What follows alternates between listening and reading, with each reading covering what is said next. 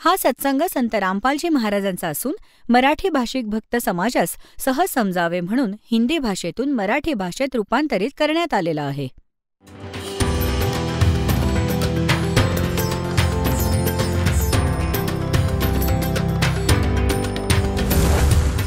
और ज्ञान सब ज्ञान डी कबीर ज्ञान सो ज्ञान और जैसे घोड़ा तोब कायम करता चले मैदान. जगद्गुरु तत्वदर्शी संत रामपालजी महाराजांचे अमृत वचन सर्व पवित्र धर्मांच्या व पवित्र शास्त्रांच्या आधारावर. तर परमात्म्याने म्हटले गोरखनाथजींना, तुझा ज्योत स्वरूप अलख निरंजन हा आमचे ध्यान करतो, तो आमचीच पूजा करतो, आमचेच ध्यान करत आहे. आणि बघा पुण्यात्म्यांनो, ज्याने जसे बी पेरले आहे, कोणी भांगेचे बी पेरले तर भांगेचे पीक मिळेल. आता जे बी पेरले आहे त्याचे पीक तर येणारच येणार. तर परमात्मा सगळ्यांना जे जशी साधना करतात त्यापासून जे त्यांना मिळणार आहे तेच देतो. जे सिद्धी करतात, सिद्धी करणाऱ्यांना सिद्धी मिळतात. जसे अगस्त्य ऋषींनी व्यर्थ मेहनत केली, अशी सिद्धी प्राप्त केली की 7ही समुद्रांना एका घोटात पिऊन टाकले, रिकामे झाले 7 समुद्र. आता सांगा, डोक्यात मारून घ्या सिद्धीला, काय चाटायचं, या सिद्धीचं काय करायचं. तर अशी साधना जे करतात, शास्त्रविधीला सोडून मनमाने आचरण जे आहे हे युजलेस सांगितलंय. जरी यामुळे जनतेमध्ये प्रभुता मिळू शकेल जीवाला, पण मोक्ष नाही. आता 18व्या अध्यायाच्या 64व्या श्लोकात म्हटलंय की अर्जुन, तो माझा पूज्य देव आहे. आणि 18व्या अध्यायाच्या 65व्या श्लोकात म्हटले की आता माझ्या शरणात राहा, माझा भक्त बन, मला नमस्कार कर आणि निश्चितच तू मलाच प्राप्त होशील. 18व्या अध्यायाच्या 66व्या श्लोकात लगेच सांगितलंय.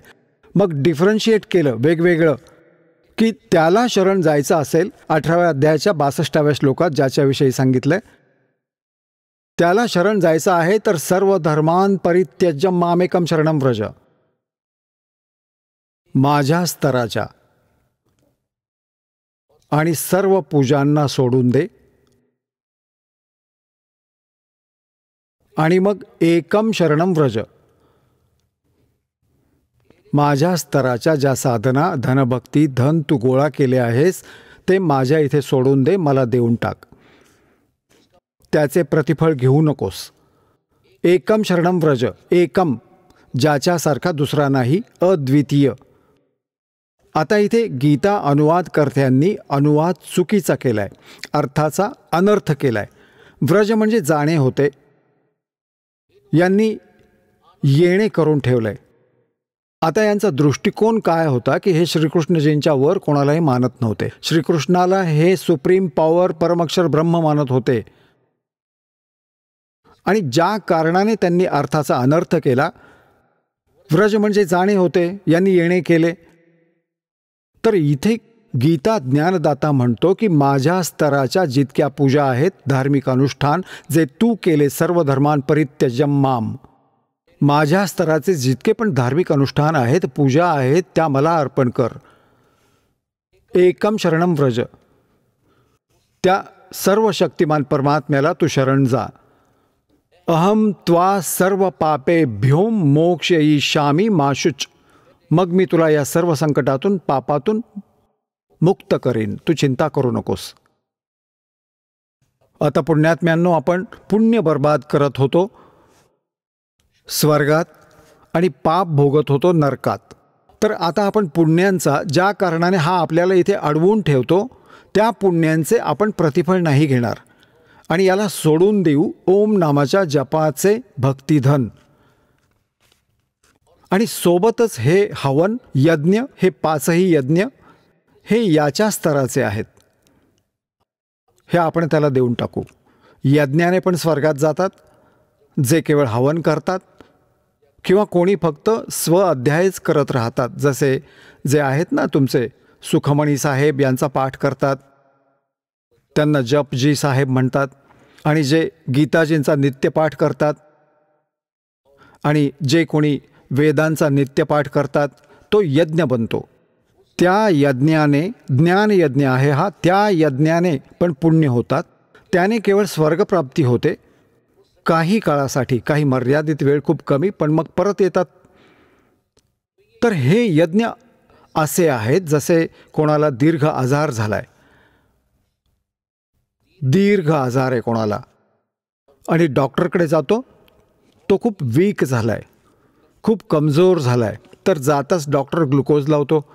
ग्लुकोज जे आहे ते रोगनाशक नाहीये, हे सहयोगी आहे त्या उपचारात. शरीरातील पाण्याचा अभाव दूर करतं, थोडी शरीराला शक्ती देतं, परंतु रोग नाश नाही होत याने. हे पण आवश्यक आहे, कारण आपण 4थ्या युगात आलो, अजूनपर्यंत ट्रीटमेंट नीट नाही झाली, आपण किती कंडम होत आहोत. तर इथे आता 5ही यज्ञ ही तुमची ट्रीटमेंट करणं अनिवार्य आहे. तुमची 5ही यज्ञ पण करावे लागतील. एक यज्ञ आहे धर्माचा, जसं की दान करतात भक्त, यातून इथे भंडारा चालतो, आश्रम बनवला जात आहे, तुमच्या रजया गाद्या यांची व्यवस्था होते, दुःखी आत्मे येताच इथे शांती प्राप्त होते, भगवानाची कथा ऐकतात. तर तुमच्याद्वारे दिले गेलेले दान तुम्हाला आबाद करेल. हे स्थान आहे हे दान करायचे. आणि एक यज्ञ आहे धर्माचा, दुसरा आहे ध्यान. परमात्म्याची आठवण सतत राहणे, त्याचा विसर ना पडो, त्याची राहून राहून आठवण यावी. दिस इज मेडिटेशन. तो हठयोग मेडिटेशन नाही त्या संतांचा, हा सहज समाधी, सहज ध्यान आहे, याला ध्यान म्हणतात. तिसरा यज्ञ आहे हवनाचा. इथे देशी तुपाची ज्योत लावली जाते, हा हवन यज्ञ असतो. आणि 4था एक प्रणाम, जसे तुम्ही दंडवत प्रणाम करता, हा पण एक यज्ञ होतो. आणि 5वा यज्ञ आहे ज्ञानाचा. स्वाध्याय करणे, सत्संग ऐकणे, हा ज्ञान यज्ञ आहे. तर जसे हे यज्ञ करत राहिले तर त्याचा पण फायदा आहे, परंतु जोपर्यंत हे नाम नाही देणार, हे तर ग्लुकोज आहे. हे 5ही यज्ञ समजा हे ग्लुकोज आहे, आणि केवळ शरीराला सपोर्ट देण्यासाठी, रोगनाशक नाही आहे. यासाठी हे मंत्र, जे मंत्र आहेत ते रोगनाशक आहेत, आणि यांच्याशिवाय कोणता लाभ नाही. तर हे 5ही यज्ञ आणि सोबत हे मंत्र ओम, हे पण ब्रह्मला देऊ, हे आपण सोडून देऊ, याचे प्रतिफळ आपण नाही घेणार. आणि जो प्रथम मंत्र तुम्हाला दिला जातो, याचा आणि सोबत या यज्ञांची आपल्याला जितकी आवश्यकता असते, परमात्मा आपल्याला इथे वेळेनुसार देत राहतो. आपण खूप मर्यादेत राहू, सत्साधना करू, तर परमात्माच आपल्या सगळ्या भक्तीची रक्षा करतो. योगक्षेम म्हणजे भक्तीची रक्षा तोच करतो, सगळ्या प्रकारे व्यवस्थित ठेवतो. आपल्याला धन व्यर्थ करू देणार नाही. आपण अर्थहीन डिमांड करतो, हे बनवा, हे बनवा, हे करा. जर तो भक्तीची इच्छा करतो तर ही बकवास सोडायला लागेल, भगवानावर अवलंबून राहावे लागेल. जे परमात्मा देईल, करेल तेच योग्य असेल आपल्यासाठी, आपल्या हिताचे असेल. जसे तुम्ही हॉस्पिटलमध्ये गेलात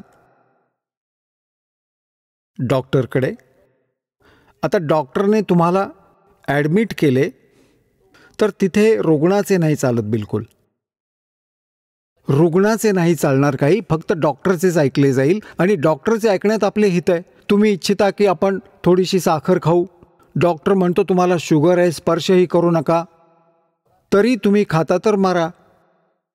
तुमचे BP हाय झाले आणि तुम्हाला मना केले की मीठ खाऊ नका, तूप वापरू नका, आणि तुमची तरी पण इच्छा आहे की तूप खायचं आहे, डॉक्टर तर अलाउड नाही करणार, तरी तुम्ही खाल्लं तर मर बाबा. तर असंच इथे तुम्ही पहिल्यांदा जे प्राणी येतात ते दुःखी येतात, की आमच्या संकटाचं निवारण होऊ दे, आमचे दुःख दूर होऊ दे, आम्ही धनी होऊ दे. तर ही तर तुम्ही पदराला पक्की गाठ बांधून ठेवा, हे तर होईलच होईल. तुमचे संकट पण दूर होईल, तुम्ही धनी पण व्हाल, कारण की ही प्रोसिजर अकॉर्डिंग टू शास्त्र आहे. या शास्त्रानुकूल साधना आहेत, भगवानाचे विधान आहे, याने फायदा होणारच होणार. परंतु केवळ हे ज्ञान यासाठी दिले जाते की तुम्ही इथपर्यंत मर्यादित राहू नका.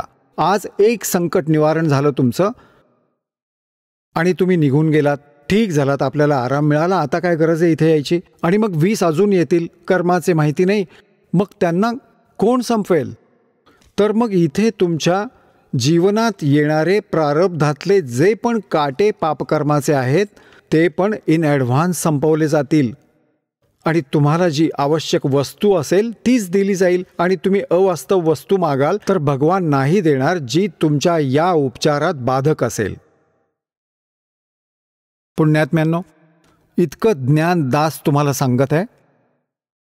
संध्याकाळी 3 तास सत्संग केला, तसे तर जवळपास 2-2 तास प्रयत्न करतो की प्रत्येक प्रकारे प्रत्येक पैलूवर विचार सांगतो, कारण की प्रत्येक सत्संगात भक्त बदलत राहतात आणि पुण्यात्मे आहेत ते सतत राहतातच. त्यांच्यासारखे असे पुण्य नाही कोणाची की ते तर रंगून जातात भगवानाच्या रंगात.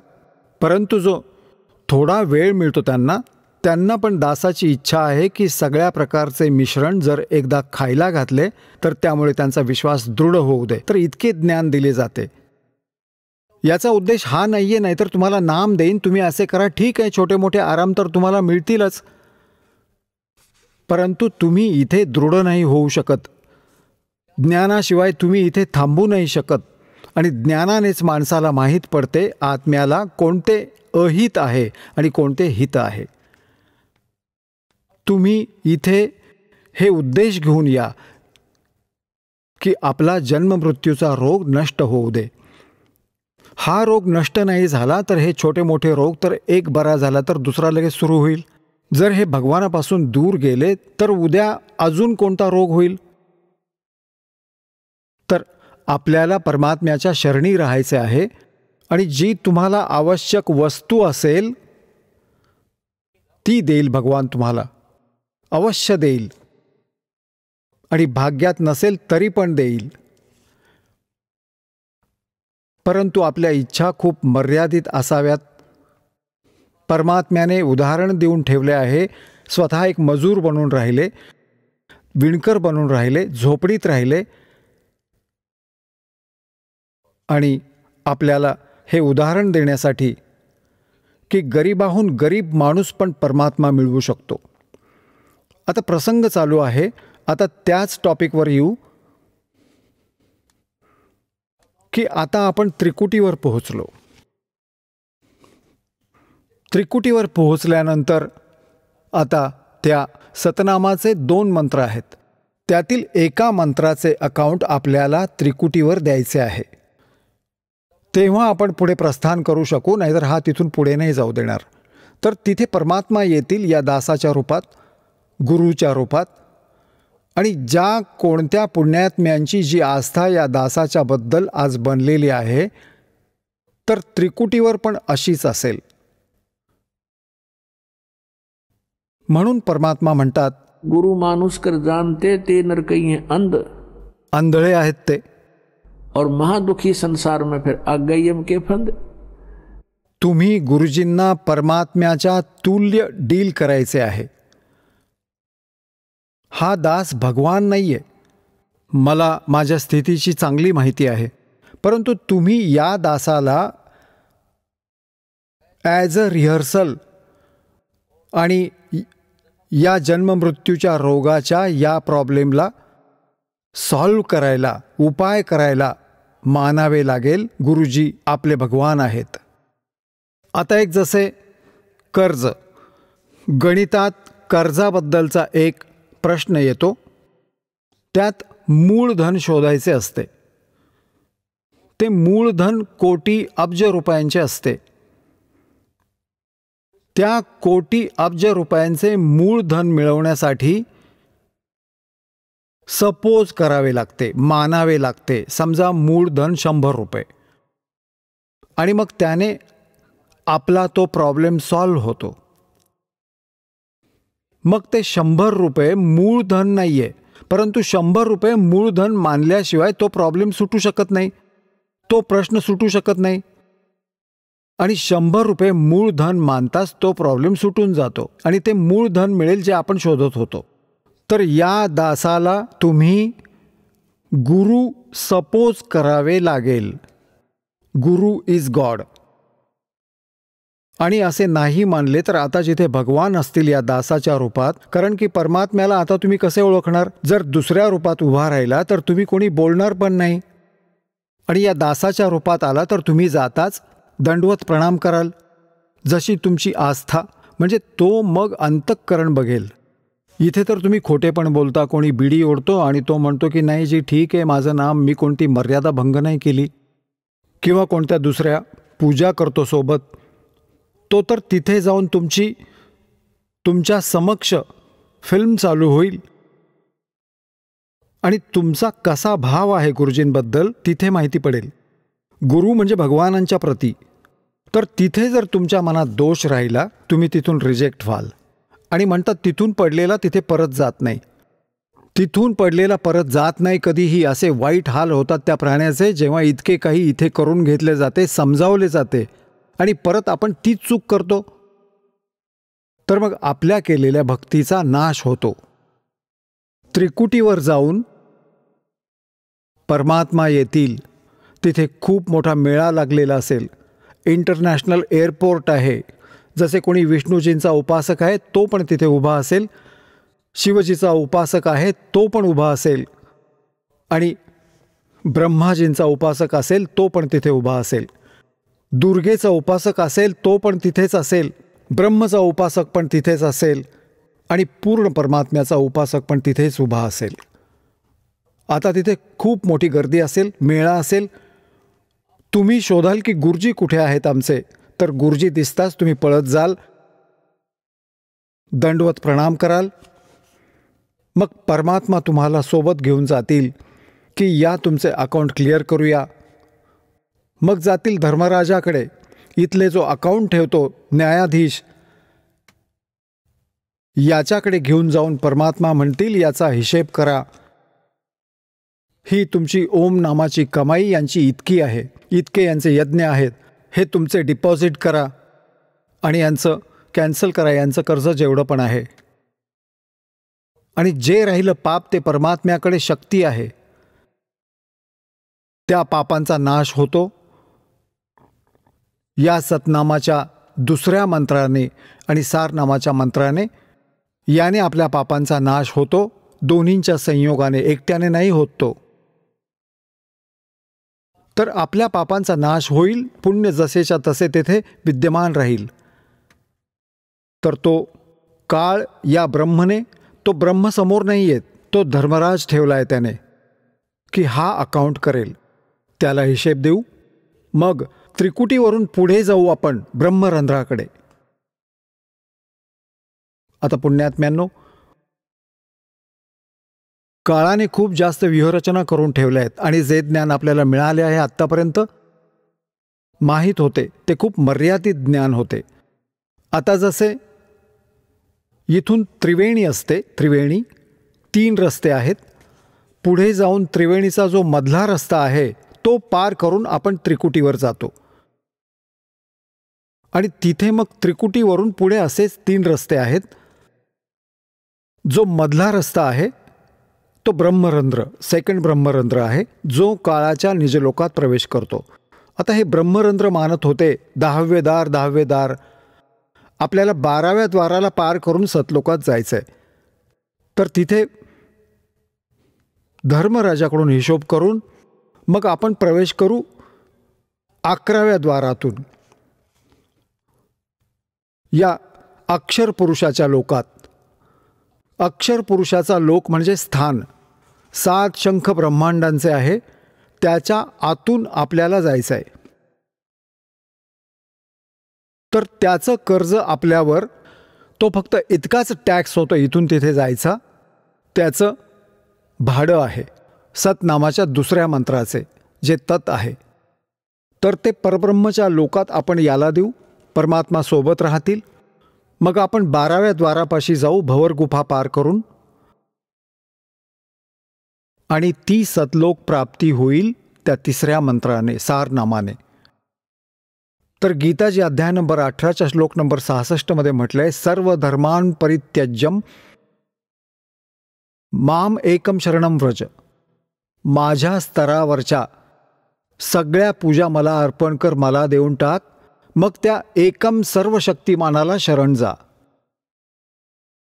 तर अशा प्रकारे व्रज म्हणजे जाणं आहे, येणं नाही, हा चुकीचा अनुवाद केलाय. आता प्रसंग चालू आहे की शास्त्रविधीला सोडून जे मनमानी आचरण करतात, म्हणजे गीताजी आणि वेद पवित्र चारही वेद, पवित्र श्रीमद भगवद्गीता हे एक ज्ञान आहे. गीताजीमध्ये कोडवर्ड्समध्ये संक्षिप्त आहे चारही वेदांचं, आणि सोबतच या गीता ज्ञानदात्याचे या गीतेत स्वतःचे मत पण आहे. जे त्याचे स्वतःचे मत आहे ते आपल्याला मान्य नाही आहे, कारण ते वेदातून मिळत नाही. वेद काय आहेत? वेद परमेश्वराने जसेच्या तसे याच्या अंतःकरणात फीड केले होते आणि त्याला जसेच्या तसे बाहेर काढावे लागले. जसे वेळ आल्यावर आईच्या गर्भातून मूल आपोआपच बाहेर येतं, तिच्या हातातील गोष्ट नसते. जसे कोणाला वमन होते, उलटी होते, तेव्हा त्याच्या हातातील गोष्ट नसते की उलटी होऊ नये. तर असेच परमात्म्याने पाचही वेद घातले होते याच्यात. हे त्याचे मिश्रण तर नाही करू शकले, बाहेर निघाले त्याच्या श्वासातून बाहेर निघाले आहेत हे सगळे. आता पहिले तर याला समजणे खूप कठीण होते की असे कसे होऊ शकते. आजकाल खूप सोपे आहे. जसं एक छोटीशी चिप असते, त्यात कितीतरी मॅटर तिच्यात फिट होतो आणि ती कॉम्प्युटरमध्ये घालून ती दुसरीकडे काढा, प्रिंट, इतका गठ्ठा तयार होतो. तो प्रिंट काढत जातो आणि आत एक छोटीशी चिप आहे. तर असेही श्वासातून हे पाचही वेद बाहेर आले. याच्यातून ज्योत निरंजनचे, काळाचे, ब्रह्मच्या शरीरातून त्याने पाहिले, यांना वाचून पाचवा जो वेद होता सूक्ष्मवेद, त्यात खूप अत्याधिक माहिती होती त्या परमेश्वराची. हे मंत्र लिहिले होते सगळे. याने ते स्वाहा केले, नष्ट केले, म्हणजे नाही सांगितले, लपवले. आणि 4 वेद दिले आपल्याला की घ्या, हे बघा. यात मिश्रण नाही करू शकला तो या वेदात. आता त्याने गीतेचे ज्ञान, वेदाचे ज्ञान सांगितले, यात थोडेसे आपले मत घातले. परत परत म्हणतो माझे मत आहे, ते वेळ आल्यावर सांगतो. आता हा इतका वेळ तर आपल्याला बघायचं आहे की पुराण काय आहे आणि गीता व वेद काय आहेत. वेद व Gita god given spiritual knowledge आहे. जे गीतेत ज्ञान आहे ते वेदांचे आहे आणि वेद परमात्म्याने दिले आहेत पूर्ण ब्रह्मने. तर जे वेद आणि गीतेत जे लिहिले आहे तो परमात्म्याचा आदेश आहे. जे करायचे आहे बस, नथिंग एल्स. ते तर शास्त्र अनुकूल आहे. त्याला सोडून आपण ज्या पण कोणत्या साधना करतो त्या व्यर्थ आहेत. आता पुण्यात्म्यांनो, जसे पुराण आहे, पुराण कोणी सांगितले ज्ञान? ब्रह्माजींनी. आणि ब्रह्माजीकडून ऐकले दक्ष आदी ऋषींनी, त्या ऋषींकडून ऐकले पुढे ऋषींनी, त्यांच्याकडून ऐकले पुढे ऋषींनी. तर ज्या ज्या ऋषींनी जे ज्ञान ऐकले, ज्याही कोणत्या विषयाचे, त्यात ब्रह्माचे ज्ञान प्लस आपला अनुभव आणि प्लस इतरांकडून काही दंतकथा ऐकलेल्या बनवून पुराण बनवलं. आणि त्या पुराणात त्या लेखकाचं नाव, त्याच्या वक्त्याचं नाव लिहिलं की याचा वक्ता हा आहे. परंतु लेखक याचे सगळ्यांचे व्यासजी आहेत. आता जे ज्ञान वेदातून मिळते पुराणात, तर ते बरोबर आहे. आणि वेदांहून वेगळे ज्ञान जे त्यात आहे ते ऋषी किंवा ब्रह्माचा आपला अनुभव, विचार आहेत. त्याचे आपल्याला पालन नाही करायचे. कारण परमात्म्याचे विधान आहे. वेद आणि गीता, त्यात जो स्मरण भक्ती विधी लिहिलेला आहे, आपण तितकाच मंत्रजाप करायचा आहे. त्यापेक्षा वेगळा केला तर शास्त्रविधीला सोडून मनमाने आचरण झाले, तर ते आपल्याला नाही करायचं. मग त्याने काय नुकसान होईल? जसे एका व्यक्तीचा मित्र होता, इन्स्पेक्टर, SHO, आणि त्या व्यक्तीने आपला मित्र SHOला म्हटले की माझा एक शेजारी मला फार त्रास देत आहे, गुंड, शेजारच्या घरातला खूप त्रास देतो. खूप वेळा विनंती केली, पंचायतीकडे पण गेलो, तो मला त्रास देण्यापासून थांबत नाहीये, तर काय करू? SHOने म्हटलं त्याला हाण काठीने, मग मी बघून घेईन. त्याने आपला मित्र SHO एका अधिकाऱ्याच्या आज्ञेचे पालन करून त्या आपल्या शेजाऱ्याबरोबर भांडण करायचं ठरवलं. त्या भांडणात त्या शेजाऱ्याचा मृत्यू झाला त्याच्या हातून. आता त्याने त्या व्यक्तीने अधिकाऱ्याच्या आज्ञेचे पालन करून जे विधान भंग केले राजाचे, त्याच्या अंतर्गत त्याला मृत्युदंड होईल. अधिकाऱ्याच्या आज्ञेचे पालन करून त्याने जे विधान तोडले राजाचे, त्या राजाच्या विधानानुसार त्याला शिक्षा होईल. तो मृत्यूला प्राप्त झाला, त्याला मृत्युदंडाची शिक्षा मिळाली. तर पुण्यात्म्यांनो, वेद आणि गीता हे परमात्म्याचे विधान आहे. याच्या व्यतिरिक्त पुराण जे आहे ते कोणत्या ऋषी आणि इथले हे ब्रह्मा, विष्णू किंवा शिव हे अधिकारी आहेत, यांची आज्ञा आहे याच्यात. जर त्यांची आज्ञा वेदातून नाही मिळत, त्यांच्या भक्तीचा विधी, तर ते शास्त्रविधी सोडून मनमानी आचरण आहे. म्हणजे ते विधान भगवानाच्या विधानाला भंग करणे आहे.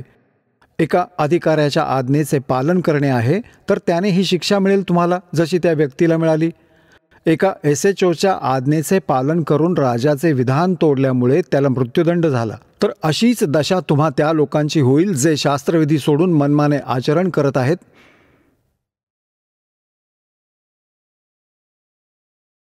तर पुण्यात्म्यांनो, श्रीमद भगवद्गीता अध्याय नंबर 4च्या श्लोक नंबर 25 ते 31 पर्यंत म्हटलंय की कोणी तर अशी साधना करतात, कोणी झऱ्यांमध्ये उभे राहतात, कोणी तपस्या करतात, कोणी ब्रह्मपूजा करतात, कोणी देवतांची पूजा करतात, कोणी केवळ अध्यायच करत राहतात. आणि प्रत्येक साधक त्याच्या साधनेला, आपल्या यज्ञाला, यज्ञ म्हणजे धार्मिक अनुष्ठानाला पापनाशक मानतात. पापनाशक मीन्स मोक्षदायक. ज्याचे पाप, ज्या विधीने पापाचा नाश होईल तर त्यानेच मोक्ष होईल. पाप आपला मोक्ष होऊ देत नाहीत, परंतु ते सगळे आपल्या आपल्या साधनेला पापनाशक मानणारे आहेत. आता गीताजी अध्याय नंबर 4च्या श्लोक नंबर 32 मध्ये म्हटले की सच्चिदानंद घनब्रह्मच्या वाणीत याच यज्ञांच्या विषयी खूप विस्ताराने लिहिलंय. कोणते केले पाहिजेत आणि कोणते नाही केले पाहिजेत, त्यात सर्व ज्ञान आहे. तर ते तत्वज्ञान आहे. त्या तत्वज्ञानाला तू तत्वदर्शी संतांकडे जाऊन समजून घे. ते मग सांगतील, ते तुम्हाला मग साधना सांगतील त्या परमात्म्याची की कशी केली पाहिजे आणि कोणती नाही केली पाहिजे ती सोड. ती सच्चिदानंद घनब्रह्मची वाणी, कबीर परमेश्वरांची वाणी, म्हणजे स्वतः जी परमात्म्याने येऊन आपले ज्ञान आपल्या मुखकमलातून सांगितले, किंवा ते ज्ञान जे आपल्या मुखकमलातून बोललेले ॲज इट इज कोण्या संताला दिले, जसे आदरणीय गरीबदास साहेबजींना दिले, आदरणीय नानक साहेबजींना दिले, आदरणीय मुलुकदास साहेबजींना दिले, आदरणीय धरमदास साहेबजींना दिले, आदरणीय घिसादास साहेबजी गाव खेकडा उत्तर प्रदेश यांना दिले, आणि आदरणीय मुलुकदास साहेबजींना दिले. तर या महापुरुषांचे तर दासाला ज्ञान आहे, ज्यांना भगवान भेटले आणि ज्यांची वाणी या दासाने वाचली आहे. त्यांचे त्यांच्या स्तराचे जे ज्ञान आहे ते बिलकुल जसेच्या तसे सूक्ष्म वेदाप्रमाणे मिळते. सच्चिदानंद घनब्रह्म कबीर वाणीशी मिळते जुळते. याच्या व्यतिरिक्त ज्या साधना आपण करतो त्या चुकीच्या करत आहोत. आता सच्चिदानंद घनब्रह्मची वाणी तुम्हाला ऐकवतो. जसे आपण विचार करत होतो की या साधकाने घर सोडले, जंगलात गेला,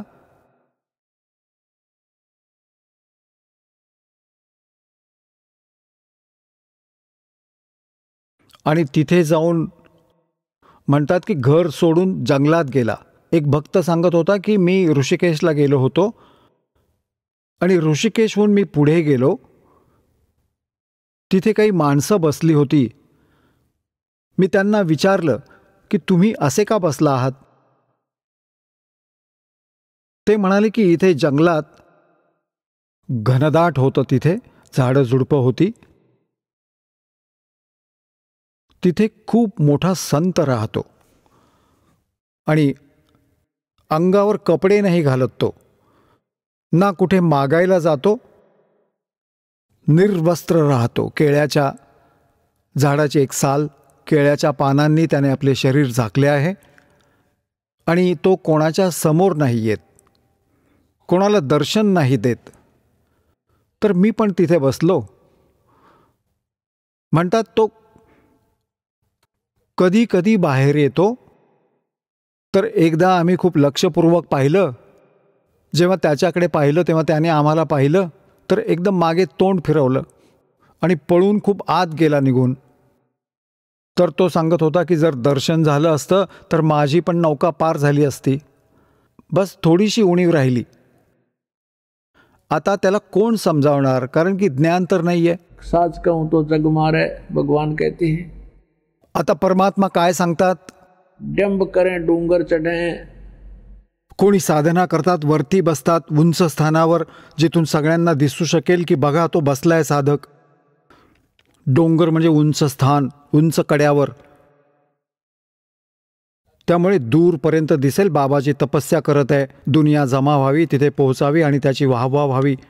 म्हणतात डिंब करे. डिंब म्हणजे पाखंड करतात हे लोक. डंब करें डोंगर चढें, अंतर झीनी झूल, और जग जाना यो बंदगी करे यो वो है सूल बबूल. हे तर काटे पेरत आहेत आपल्या वाटेत. जनता जाणते, भोळ्या श्रद्धाळूंना वाटते की भक्ती करत आहेत. मग काय सांगतात? केले की कोपीन है, म्हणजे केळ्याच्या पानाचा लंगोट नेसलाय, शरीरावर काही नाही. और फूल पान फल खाही, नर का मुख नहीं देखते जो बस्ती निकट ना जाही. वो जंगल के रोज हैं जो मनुष्यों बिद के जाही, निस्तिन फिरो उजाड़ मैनो परमात्मा पावे नाही. की केळ्याच्या पानांचा लंगोट नेसलाय, माणसं आली तर दचकून पळून जात आहेत, मनुष्याचं दर्शन नाही करत आणि फुलं पानं फळं खाऊन आपली गुजराण करतो. म्हणतात ते तर जंगलाचे रोज आहेत, रोज. नीलगाय धक्के खात भटकत आहेत, तो देखील निर्वस्त्र फिरत आहे. जोपर्यंत सत्साधना नाहीये, खरा मंत्र नाहीये, भले निर्वस्त्र राहिले किंवा कितीही वस्त्र घातले, भले लाल घालू दे किंवा पिवळे, काही तुम्हाला लाभ नाही होणार. जेव्हा सत्साधना मिळेल, परमात्म्याने बुद्धी दिली आहे, आपले कपडे जितके आवश्यक आहेत ते अवश्य ग्रहण करा. या बकवादात काही नाही ठेवलं. आम्ही पूर्वी जेव्हा गुरुजींकडे जात होतो, चुडाणी गुरुजी येत होते आमचे, तर तिथे अजून पण साधू जे नकली येत होते, तर ते काय करायचे, फक्त एक कपडा नेसत कमरेवर, तो पण गुडघ्याच्या वरपर्यंत असायचा आणि बाकी निर्वस्त्र राहत होते. त्यांना अवधूत म्हणायचे, अवधूत. तर एक अवधूत बसला होता एक दिवस, आणि त्यावेळी थंडीचे दिवस होते. तो बसला व्हरांड्यात एका खांबाला टेकून, एका पिलरला, आणि थरथरत होता. आणि असा थरथरत होता. मी पण त्याच्या जवळ बसून विचारलं, महाराजजी काय झालं? म्हणाला, नाही भजन करतोय. काय खाक भजन करतोय? तुला थंडीत श्वास घेता येत नाहीये? भजन तर तेव्हा होईल जेव्हा तुझ्याकडे रजाई असेल. आरामात बसून भजन कर, गरम कपडे घाल, तर भक्ती होईल तुझ्याकडून. म्हणाला, चल चल तुझे काम कर, आम्ही अवधूत आहोत, आम्ही कपडे नाही घालत. सांगायला कोण समजावेल या माते फिरूला? थंडीमुळे थरथरत होता आणि असं म्हणतोय भजन करतोय, खाक भजन करतोय. आता भजनाची भक्तीच नाही तुझ्याकडे, तू करत काय आहेस? पहिली गोष्ट तर नाम नाही. गुरु बिन काऊ न पाया ज्ञाना, जो थोथा वो छड़े मूड के साना. गुरु बिन वेद पढ़े जो प्राणी, समझे ना सार रहे अज्ञानी. तर अशा प्रकारची साधना करतात.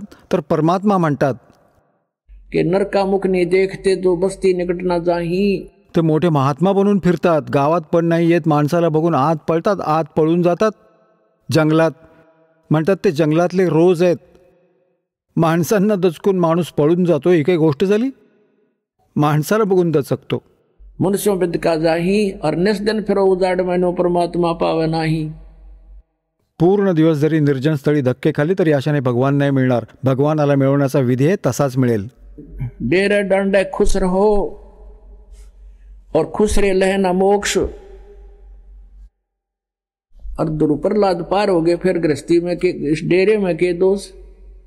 एका बाजूने तर तुम्ही म्हणता ध्रुव पण पार झाला, प्रल्हाद पण पार झाला, आणि मग स्वतः प्रेरणा देता की ब्रह्मचारी राहा.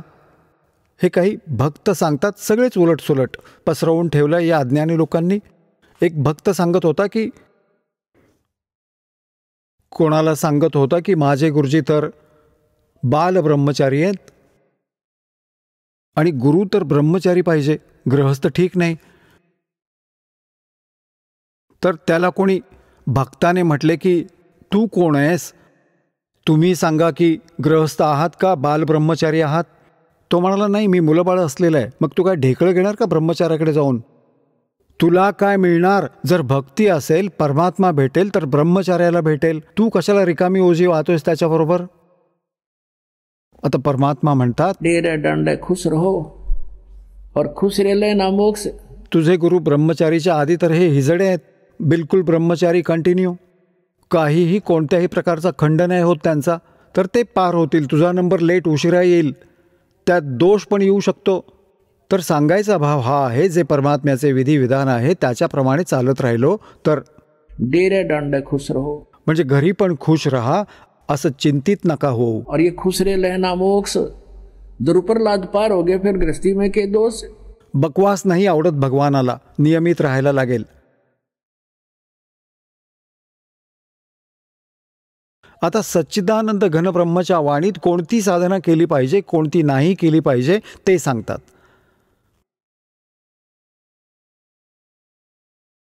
आता हे लिहिलंय परमेश्वर कबीर साहेबजींनी, परमपूज्य कबीर परमेश्वरजींनी. आदरणीय गरीबदास साहेबजींना आपला आत्मा प्रिय आत्म्याला मनमोकळ्या मनानं संपूर्ण ज्ञान दिलं जसंच्या तसं.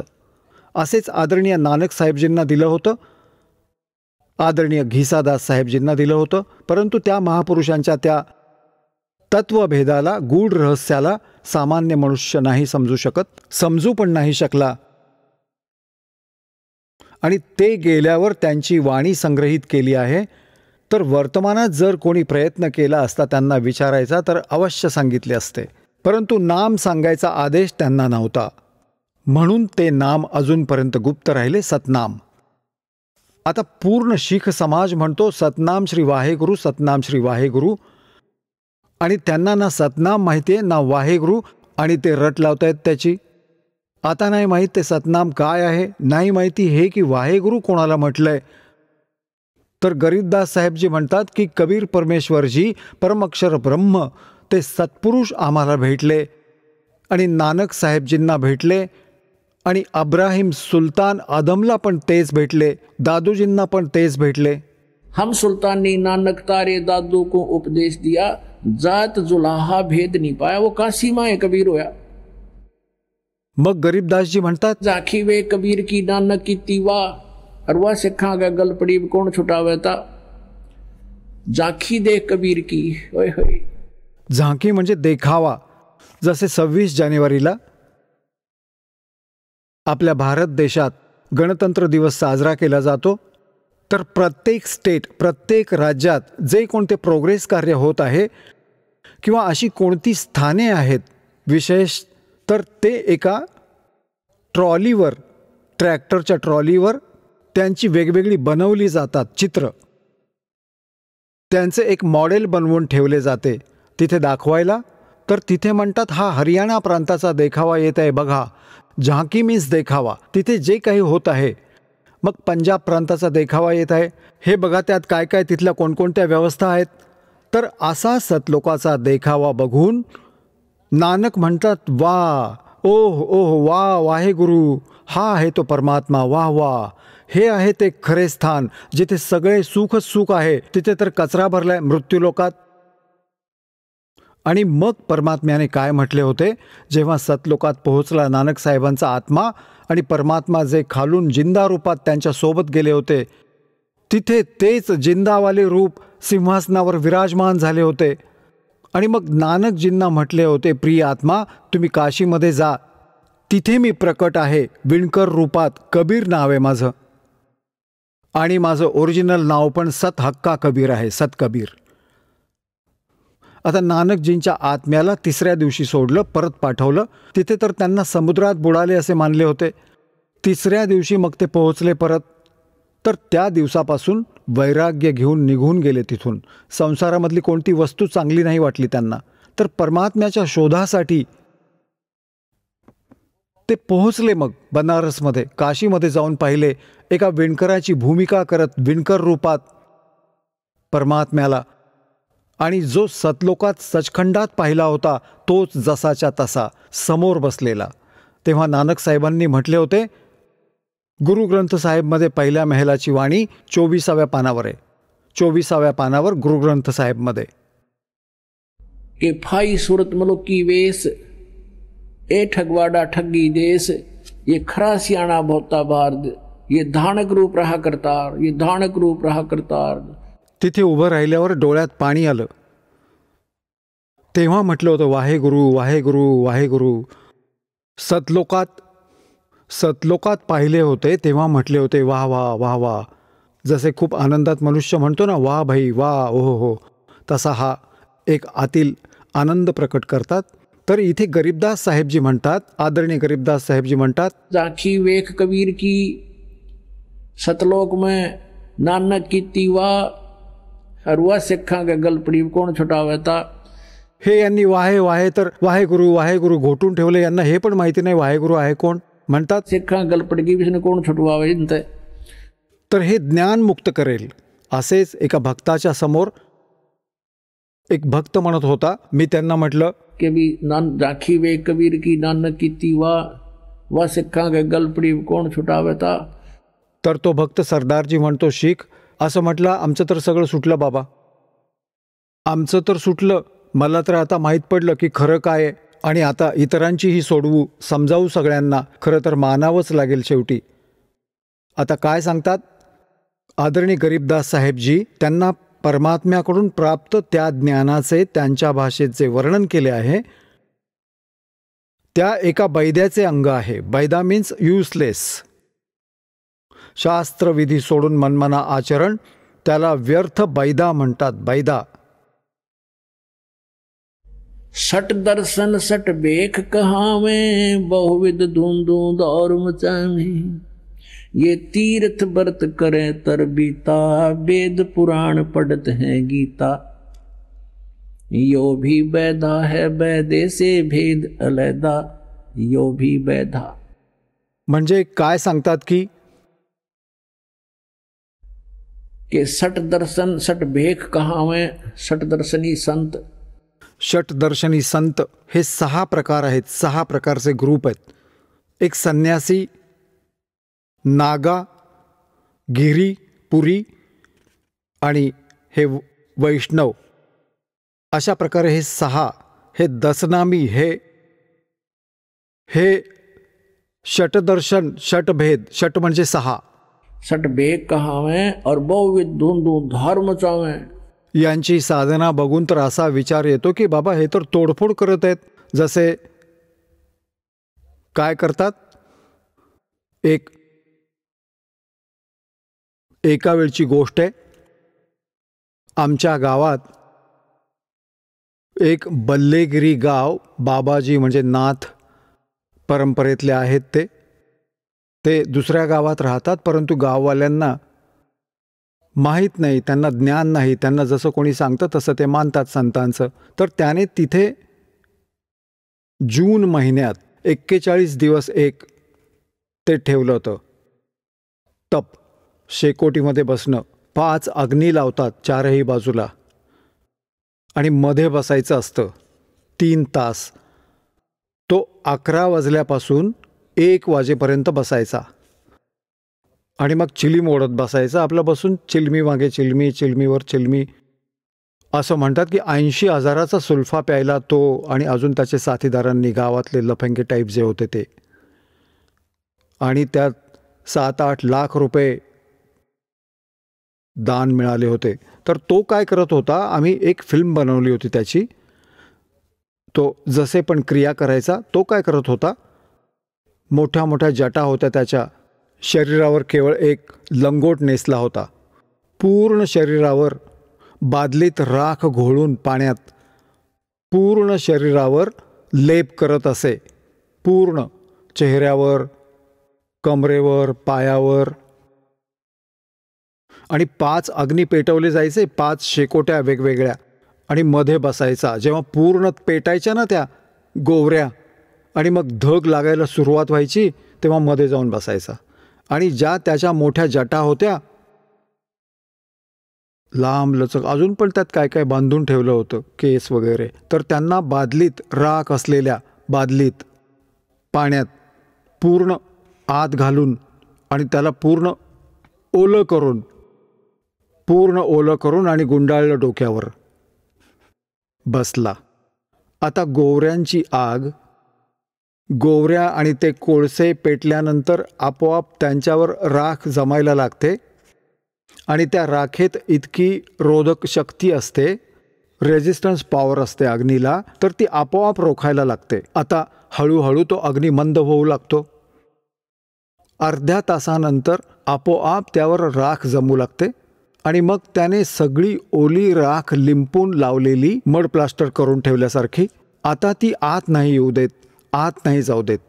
आणि मग तो जिथूनही अधिक धग लागून ते वाळले जायचे तर तो ते केस मोकळे करायचा शेपटासारखे आणि हे असं मागे लटकवायचा आणि ज्या बाजूला पण उष्णता जाणवत होती त्या बाजूला असे मारायचा डोक्याने. ते शेपटासारखे सारे त्याने भिजवले राखेत. असे तो 3 तास घालवायचा आणि बायका गावातले भोळे भाबडे त्याची प्रदक्षिणा करायचे. आता नौका पार होईल हा तर तुमचे संकट वाढवत होता. तर इथे काय सांगतात, सट दर्शन सट बेक कहावे बहुविध धुंधुंद और मुचावे. असं दिसतंय की मोठा पराक्रम करतोय जून महिन्यात. तर तसं बाहेर नाही उभं राहावत हरियाणा, पंजाब, राजस्थान, मध्य प्रदेश, उत्तर प्रदेशमध्ये. आणि हा तर बिलकुल बाहेर बसलाय आणि असा विचार करतात यांनी तर खूप काही मोठं केलं, मोठा पराक्रम केलाय. सट दर्शन सट बेक कहावे बहुविध धुंधुंद और मचावे. तीर्थ व्रत करे तरबीता वेद पुराण पढ़त हैं गीता. 4 संप्रदा 52 द्वारे जिन्हों नहीं निज नाम विचारे.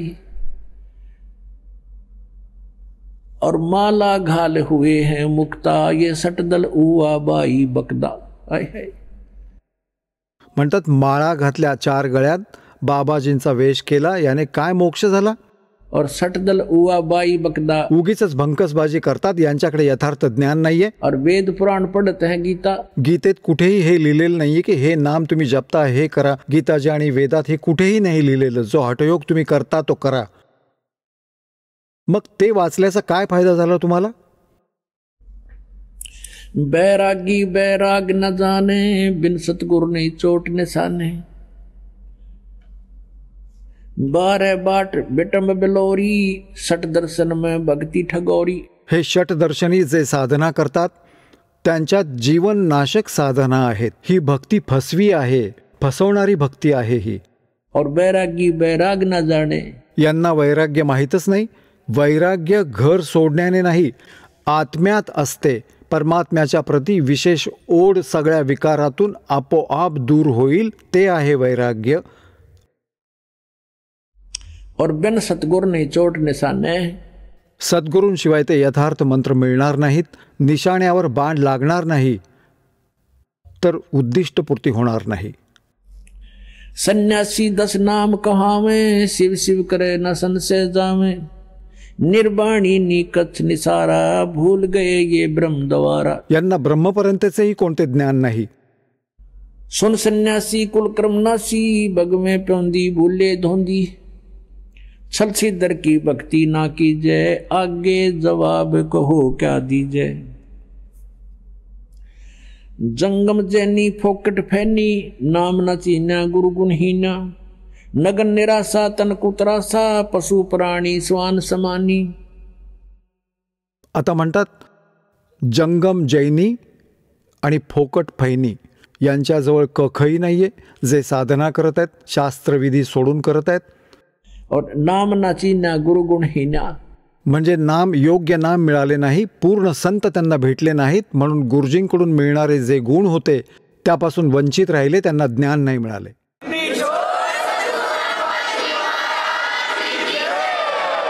चला आता आपण त्या श्रद्धाळूंचे अनुभव जाणून घेऊया ज्यांनी जगद्गुरु तत्वदर्शी संत रामपालजी महाराज यांच्याकडून दीक्षा प्राप्त केलेली आहे, तसेच त्यांच्याद्वारे सांगितलेल्या भक्ती मार्गावर चालत आहेत. नमस्कार सत साहेब. आपलं नाव. बापूदास पाटील. आपण कुठून आलात. मुक्काम पोस्ट पाळे खुर्द तालुका कळवण जिल्हा नाशिक महाराष्ट्र. आपला व्यवसाय काय आहे? शेती करतोय सर मी. संत रामपालजी महाराजांची गुरुदीक्षा आपण कधी घेतली? 19/9/2021.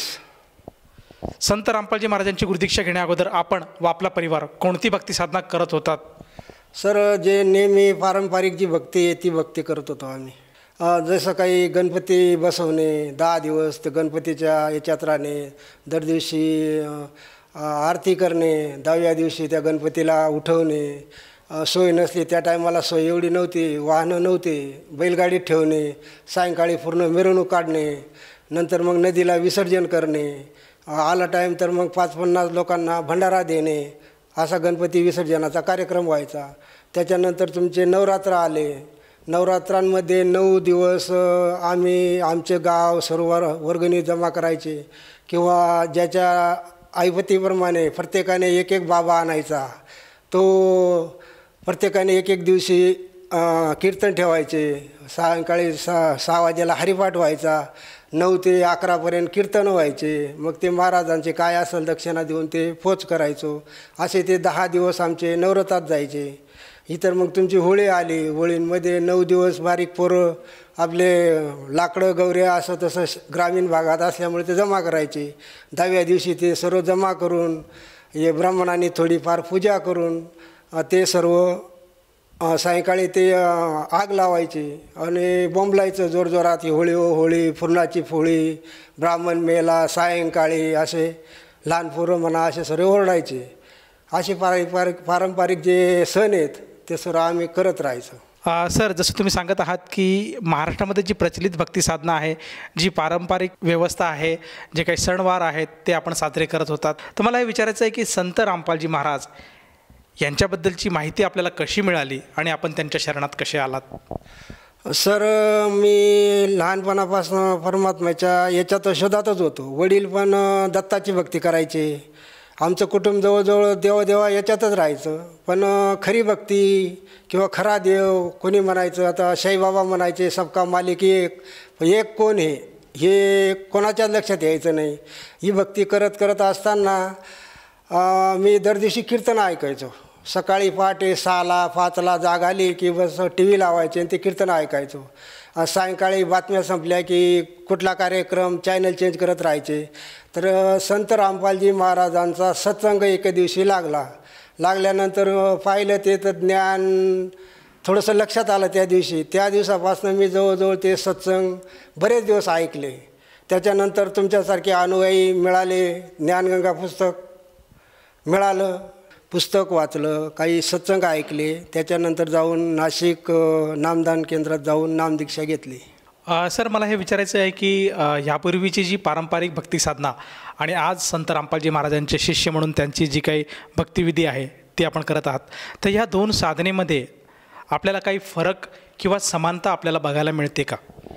सर, ही पारंपरिक जी भक्ती होती तो मी आता चांगला विचार म्हणजे जे तत्वदर्शी संत रामपालजी महाराजांच्या गुरुदीक्षेनंतर चांगला विचार जर केला तर ते सर्व साधना जी चालू होती ती थोडी चुकीची होती. तत्वदर्शी संत रामपालजी महाराजांच्या शरणात आल्यानंतर जी साधना आहे ही अगदी तंतोतंत अगदी खरं आहे आणि सत्य आहे, मोक्ष मार्गाची आहे आणि सत्य आहे, हे मला आढळून आलं.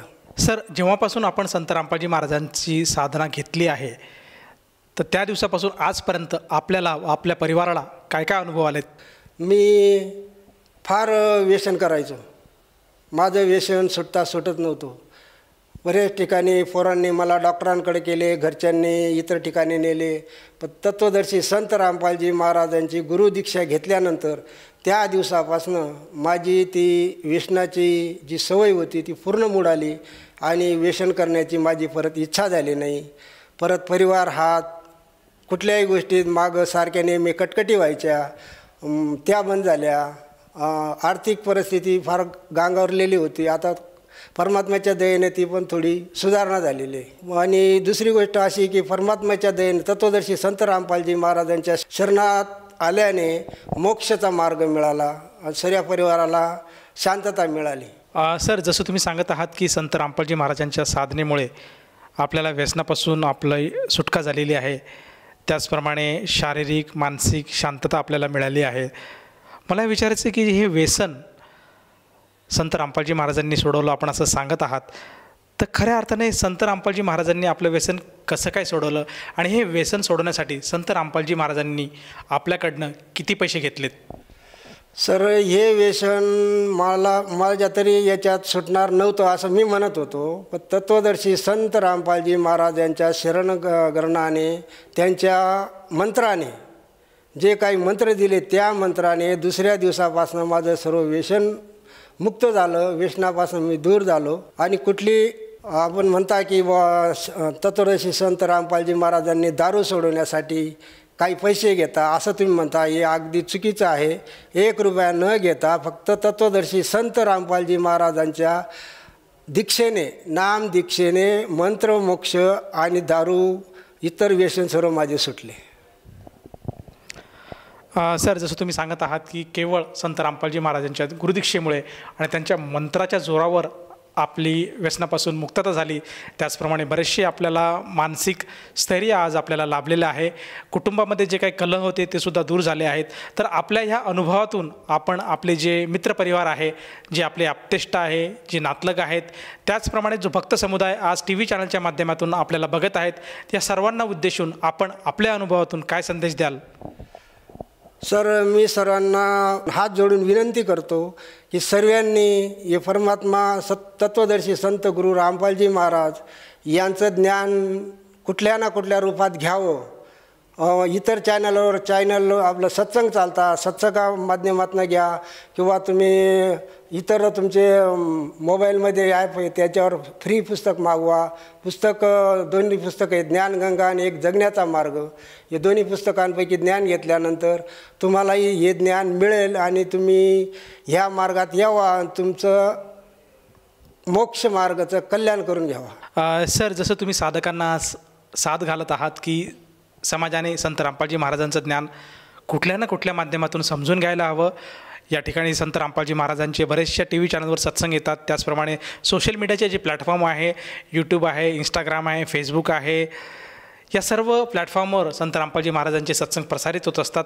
त्या माध्यमातून संत रामपालजी महाराजांचं ज्ञान साधक समजून घेऊ शकतो.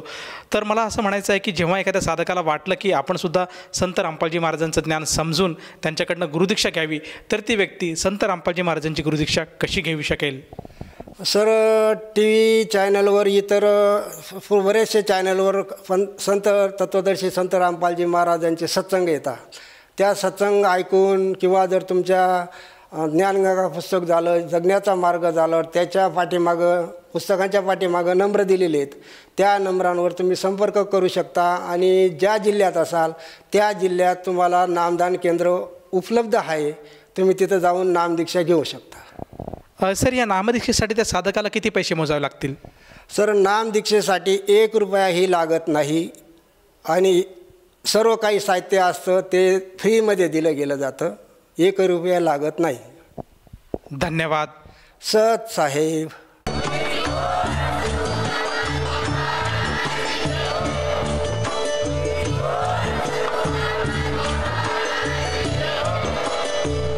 आपण ऐकत होता जगद्गुरु तत्वदर्शी संत रामपालजी महाराज यांचे मंगल प्रवचन, ज्यांच्या शुभ आशीर्वादाने संपूर्ण विश्वामध्ये 500 पेक्षा जास्त नामदीक्षा केंद्र आहेत, जिथे निशुल्क नामदीक्षा दिली जाते. निशुल्क नामदीक्षा प्राप्त करण्यासाठी आणि अधिक माहितीसाठी संपर्क करा 7030303951 7030303952.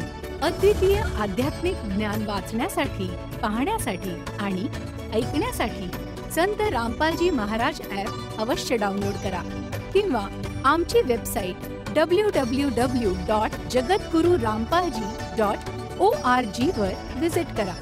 आम्हाला सोशल मीडियावर फॉलो करा. सर्व पवित्र धर्मांच्या पवित्र शास्त्रांवर आधारित प्रमाणित अनमोल पुस्तक ज्ञानगंगा किंवा जगण्याचा मार्ग यापैकी कोणतेही एक पुस्तक निशुल्क मागवण्यासाठी आपण आम्हाला आपले पूर्ण नाव, पूर्ण पत्ता, पिनकोड आणि फोन नंबरसह लिहून 7030303951 किंवा 7030303952 या नंबरवर SMS करू शकता किंवा 7030303950 या नंबरवर व्हॉट्सअप देखील करू शकता.